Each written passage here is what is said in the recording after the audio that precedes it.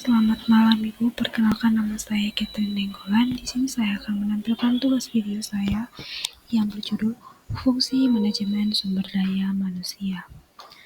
Nah, apa itu manajemen sumber daya manusia? Jadi, manajemen sumber daya manusia itu ialah sekumpulan individu dalam suatu organisasi yang memainkan peran penting dalam mencapai tujuan perusahaan. SDM mencakup seluruh karyawan dari level staf hingga eksekutif, yang masing-masing membawa keterampilan, pengetahuan, dan keunikan yang berkontribusi terhadap kesuksesan organisasi. Apa aja fungsi-fungsi manajemen sumber daya manusia? Yang pertama itu perencanaan, yang kedua pengendalian, ketiga pengorganisasian, dan keempat pengarahan. Nah, perencanaan sumber daya manusia merencanakan tenaga kerja secara efektif serta efisien agar sesuai dengan kebutuhan perusahaan dalam membantu terwujudnya tujuan. Perencanaan ini dilakukan dengan menetapkan program kepegawaian. Nah, adapun aspek dalam perencanaan sumber daya manusia yaitu yang pertama, proyeksi jumlah karyawan yang dibutuhkan.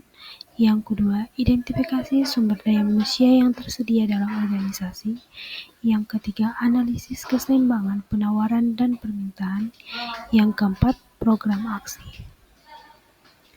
Nah, penting kita ketahui bahwa ada 3 alasan pentingnya perencanaan sumber daya manusia. Yang pertama itu untuk kepentingan perusahaan, yang kedua untuk kepentingan individu, dan yang ketiga untuk kepentingan nasional atau negara. Nah, faktor yang mempengaruhi perencanaan sumber daya manusia itu ada 2, yaitu faktor eksternal dan internal. Nah, faktor internal tersebut terdapat berbagai kendala yang terdapat di dalam organisasi seperti rencana strategis, perluasan usaha atau kegiatan baru, rancangan organisasi, anggaran, estimasi produksi dan penjualan, dan tugas pekerjaan lainnya. Sedangkan faktor eksternal yaitu merupakan berbagai faktor yang tumbuh dan berkembang berada di luar kemampuan perusahaan dan melakukan kontrol. Nah, adapun langkah kunci dalam menggerakkan sumber daya manusia yaitu yang pertama motivasi, yang kedua pengembangan karir, yang ketiga kepemimpinan yang efektif, yang keempat komunikasi yang efektif, yang kelima pengakuan dan penghargaan, yang keenam pemberdayaan karyawan, dan yang ketujuh keseimbangan kerja hidup. Nah, untuk itu, ada langkah dan praktik yang umum digunakan untuk mengontrol sumber daya manusia. Yang pertama itu perencanaan tenaga kerja, yang kedua rekrutmen dan seleksi, yang ketiga orientasi dan pelatihan, yang keempat penilaian kinerja, yang kelima manajemen kerja, yang keenam pengembangan karir, ketujuh pengelolaan konflik dan kesejahteraan, kedelapan pengelolaan kompensasi. Adapun kasus yang pertama, bagian kepala instansi rekam medis sedang melakukan evaluasi kinerja karyawan setiap 3 bulan sekali.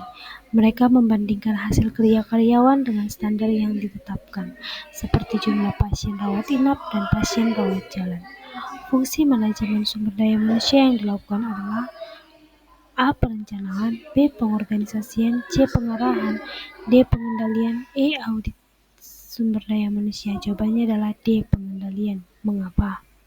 Adapun pembahasannya yaitu fungsi pengendalian melibatkan pengukuran kinerja membandingkan dengan standar yang telah ditetapkan dan melakukan koreksi jika terdapat penyimpangan.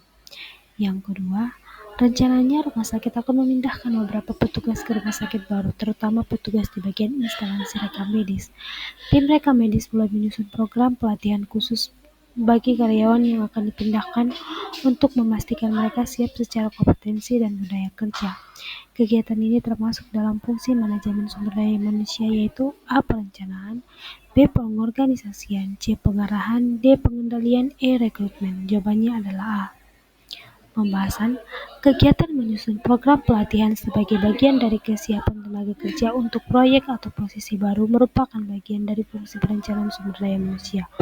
Fungsi ini mencakup perencanaan kebutuhan tenaga kerja, pengadaan, pengembangan, dan pelatihan, serta pemeliharaan sumber daya manusia. Dalam kasus ini, perusahaan merencanakan pengembangan kompetensi karyawan sehingga masuk dalam fungsi perencanaan. Ketiga, Kepala Reka Medis memberikan briefing setiap pagi kepada karyawan, menjelaskan target harian, memberi semangat, serta mendorong kerjasama tim. Ia juga menunjukkan contoh kerja yang baik agar karyawan termotivasi. Fungsi manajemen yang sedang dilakukan adalah A. Perencanaan, B. Pengorganisasian, C. Pengarahan, D. Pengendalian, E. Audit sumber daya manusia. Jawabannya adalah C. Pengarahan. Pembahasan. Fungsi pengarahan melibatkan aktivitas memimpin, memotivasi, dan membimbing karyawan agar bekerja sesuai tujuan organisasi. Memberikan briefing, dorongan semangat, dan menjadi teladan merupakan bentuk konkret dan pengarahan. Baik, sekian dari yang bisa saya sampaikan. Saya ucapkan terima kasih.